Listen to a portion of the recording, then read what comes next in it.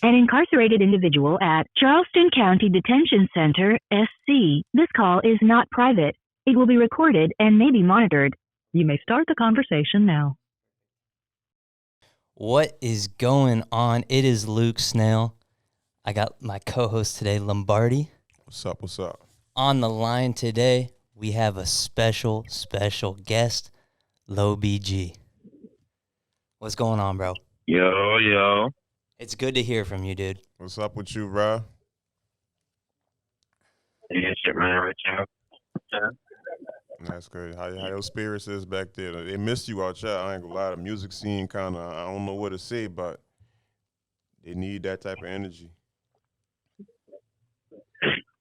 Well, shit, I wake up every day and try to have a positive attitude. I don't try to have no negative energy and none of that. You feel me? Because situation, you gotta have a strong mind back, yeah. You feel me? So I want to keep your head up. Everything will be good. No, for sure. How you occupying your time right now? What type of stuff you doing? Well, every day when I get up in the morning, after I eat breakfast and stuff, I'll call my old man. I'll go brush my teeth, wash my face, do the regular. I'll go back to sleep for probably like 11 o'clock, eat lunch. Now I'll go play cards, play dominoes. I'll call my people throughout the day, like my granny, my old lady, or my little girl. I ain't start writing music yet. I try to write my music like by third of my end. I already done been back here 2 months, but I gotta get inside and all that. So that was my I'm gonna start writing music.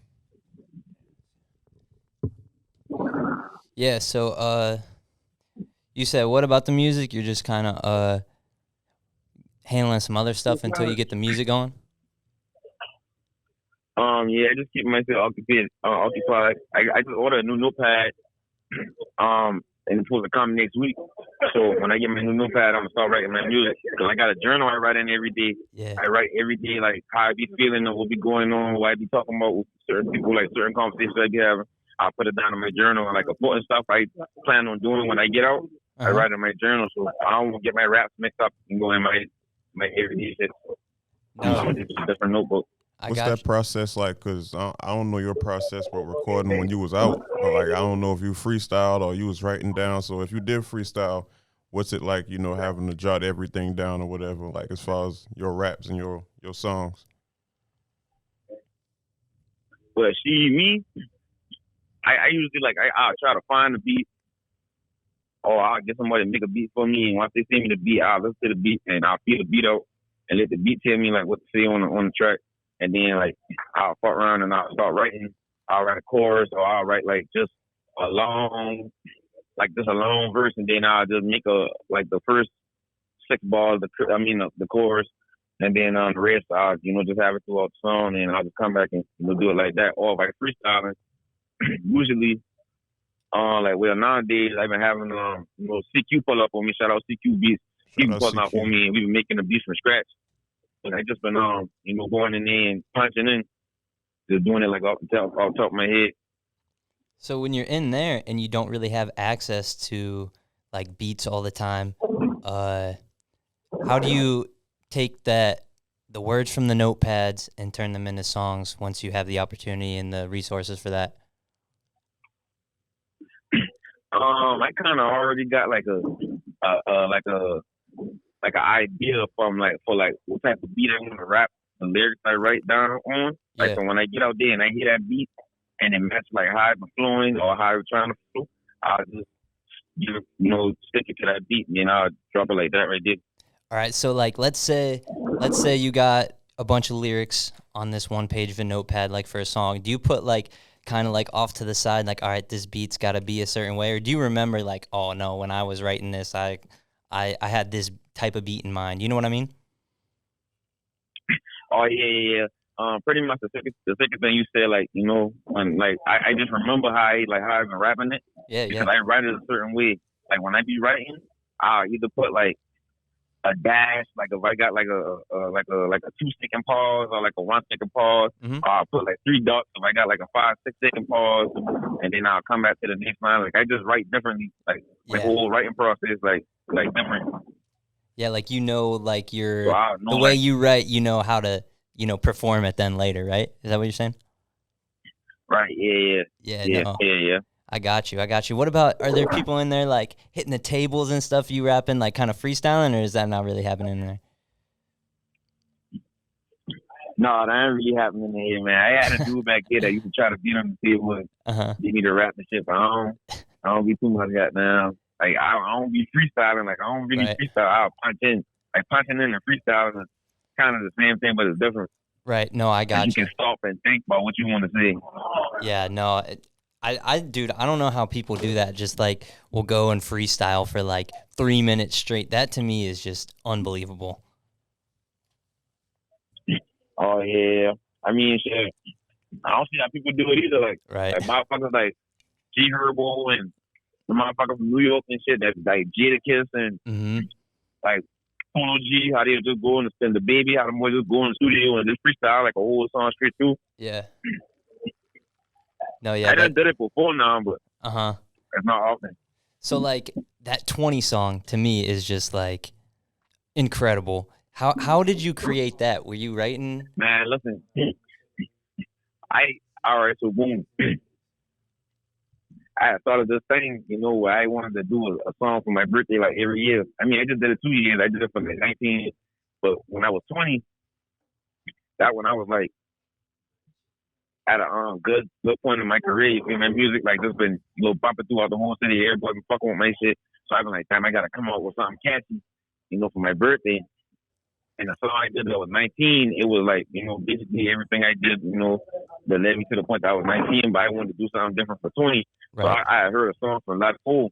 He did an alphabet song where he had where he went from A to Z. Right. And then he did it twice. So I was like, I'm gonna go from 0 to 20, and I'm gonna come back to 0. Right, or right. From 1 to 20 and come back to 1. So I just been riding in the car one day. I was riding in my Impala, my 06 Impala. One night, I been drinking a bottle of Paul. I just been looking for the beat. I been like, damn. I been like, just want me and 2 fat hotties. 3 niggas with me. And I was like, oh yeah, that shit cool. So I kept saying that. I'm like, I gotta write this shit down. So I wrote it down. Mm-hmm. And then I found the beat like a week later, the actual beat to it on YouTube. Yeah. And when I found the beat, that's when everything else just fell in line after that. So you had all the lyrics written and then found the beat, or had a couple of lyrics written, knew where you wanted to go with it, did the rest from the beat? Yeah, I had a couple of lyrics and then I found the beat and I knew where to go after I found the beat.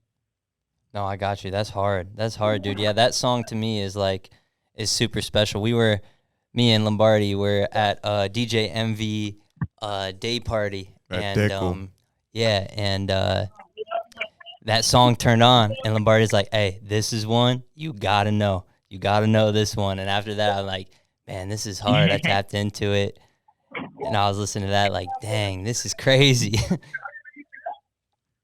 Yeah, that other one of them ones, boy. That one of them ones for real. I actually stepped on the song.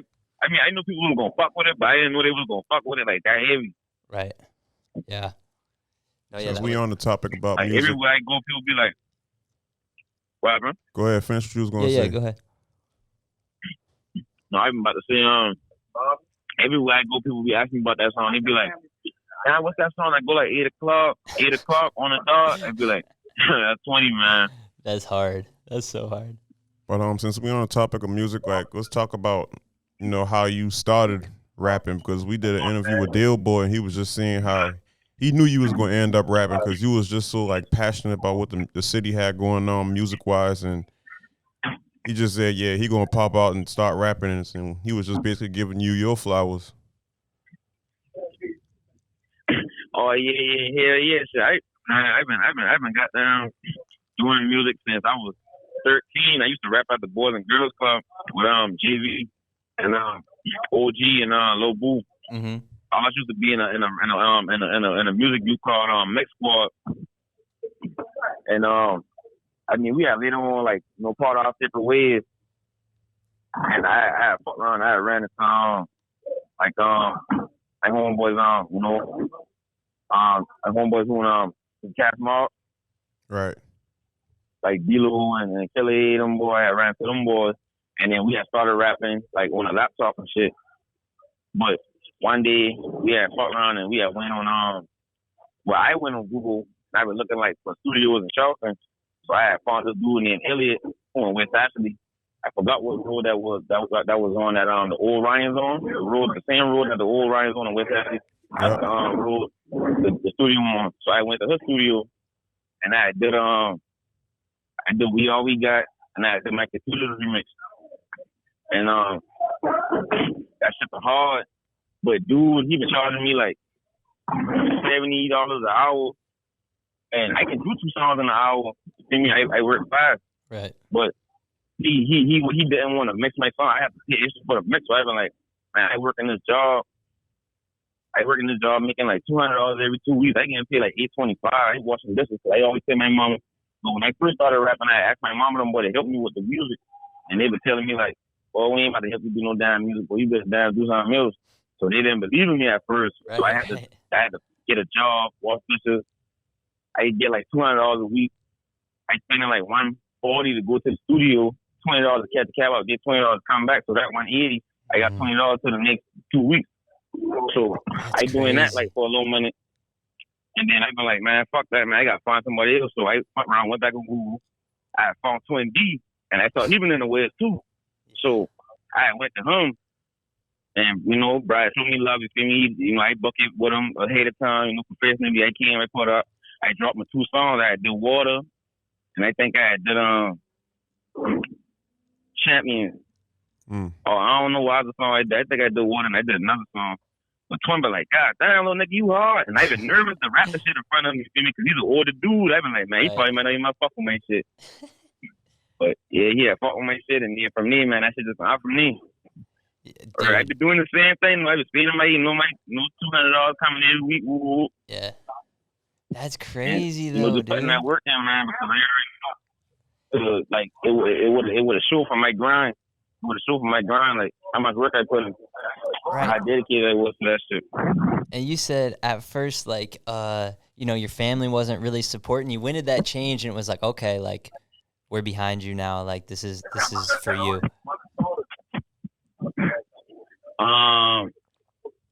Well, really, when my old man, he worked in the school. He been a guidance counselor at the time, so every day he went to school, he heard people like listening to my music, but he didn't know who it was. He said, that nigga sound familiar. He been like, who the fuck y'all listening to? So they been like, man, you wanna know this dude named Lobg? He been like, Lobg, what the hell is Lobg? So them boy, and I'm showing him me. And he been like, what up, my son? I'm like, man, stop capping, Mr. Scott. I ain't your son. So he had to show them boy like a picture he had together with me, and then from there, like, that was my old man. I thought it me getting on my side, but my mama to take her to realize was my granny. She worked at MUSC, and older people at her job and like listening to my music, like people on my granny age were listening to my shit. You feel me? Because of the type of shit I be rapping about. So my mama, she was like, damn, like this shit for real. And then all her friends, all they churn and shit, they want me to come perform at their birthday party. They want me to pull up, take pictures with them and everything. Like, so that would make them all open their eyes to the shit. That's crazy. Like, some people, they don't got stories like that. Like, they just be like, oh, I get this amount of views, and then they start supporting me. Yours is just like people where they work at, like letting them know, like, yeah, your son cool, and they're like, oh, okay, I guess he is right with this shit. So that's a hell of a story, like just to win them over in a way. Oh yeah. But that shit take some time though, boy, because I am a nigga. That shit, like that music shit ain't cheap, bro. For real. Yeah. That music shit ain't cheap. You gotta spend some money to invest in yourself. But I always know how to came out on top from the end. Feel me? Like I already know the prize will be greater as long as I keep staying down type shit. Keep staying loyal to who be loyal to me type shit. No, for sure. And you got a lot of a lot of the kids now and a lot of youth looking up to you, listening to your music. So how do you feel like do you feel any pressure, anything like that, knowing that these kids are looking up to you? No, I don't feel no pressure. I try to talk to the youth any chance I get, man, and let them boys know, like, yeah, I may be rapping about, gangsta shit, but at the same time, you feel me, like, I just rapping about what I done been through or what I going through. Right. You feel me, like, and I always try to let them know, like, shit, is negativity that come behind your actions, like, it's a consequence that come behind your actions, like, shit, you can go out there and sell a drug or do this and do that, you feel me, but shit, you gotta be worried about jail, going to jail and shit, or be worrying about goddamn watching out for your back. I just try to let people know, like, the real, like, everybody ain't gonna be for you all the time, or, Well, you might love this girl, but she might not be for you type shit. Yeah, and I think that is why you're so popular, is because, you're talking about the real stuff, and a lot of kids see themselves in you, I feel like, too, talking about your experiences. They can, kind of listen to you and be like, oh, that sounds like me. So I think that's a reason why they flock to you, too. Do you agree with that? Yeah, and I feel like I got a voice that other people want to have, but they can't really explain themselves. They don't feel comfortable explaining themselves. So I feel like when I rap what I rap, and I put it out there for them to listen to, they be like, damn, why I be feeling like that too. Right. Like, damn, this nigga, he hitting that shit on the head type shit. Like yeah, them boy be rocking with it. So you got a lot of versatile music. Like, you can. It's so many different types of, like, categories where you could put a lot of your work. Like, what's some of your, like, music influences? Because, like, when you hear songs like Alone, and then you hear songs like Newport, and then you go back and hear songs like Scoliosis, and then you drop something like, like, you just got a lot of different styles. So, like, where does all that come from? So where you can, like, sing, and you just real versatile in the studio. Well, I grew up listening to Lil Wayne. Like that's how the talk. Lil Wayne, he the goat. He the real goat. Goddamn, motherfucker don't be giving him his flowers like how he deserve it. But Lil Wayne, he just was so versatile. He can go do a damn rock star song, or do a trap song, or do a gangster song, or do a love song, or you feel me? Yeah. No, yeah. Lil Wayne needs his flowers. That nigga for real. Yeah.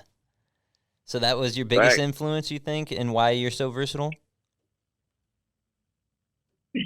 Yeah. Right. Who else were you listening to? And Chief Keef, G Herbo. I've been listening to who else I've been listening to?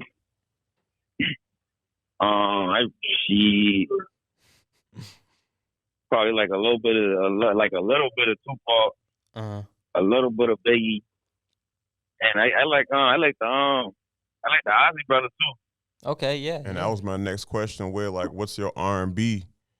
Like, do you have any R&B influences? Because like I said, you could sing your hooks, you could sing throughout the verse. So that's always what I think about when I hear your songs. Like, damn, like, he sound like this person on this one. I wonder how much he used to listen to this guy. Like, so just to hear you say Isley Brothers, you don't hear a lot of people saying, they going that far back as far as, like, music influences. No, facts.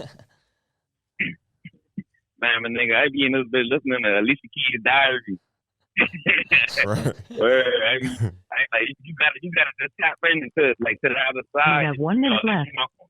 Right. And I'm gonna call y'all boys back when they hang out. Yep. You just gotta tap into that other side, like, to really get a good feeling of how to make different music. Because if you don't listen to no rock music, how you gonna know how to make a rock song for that type of audience? You feel me? Because you got all types of people listening to your music. Hey BG, just go ahead and hang up now, so we can just catch on at a good point, and we just gonna end up chopping this to like part 1, and then like do 2 videos separately on it. So call back and we're gonna start it. We're gonna do the next one. All right. All right. The caller has hung up.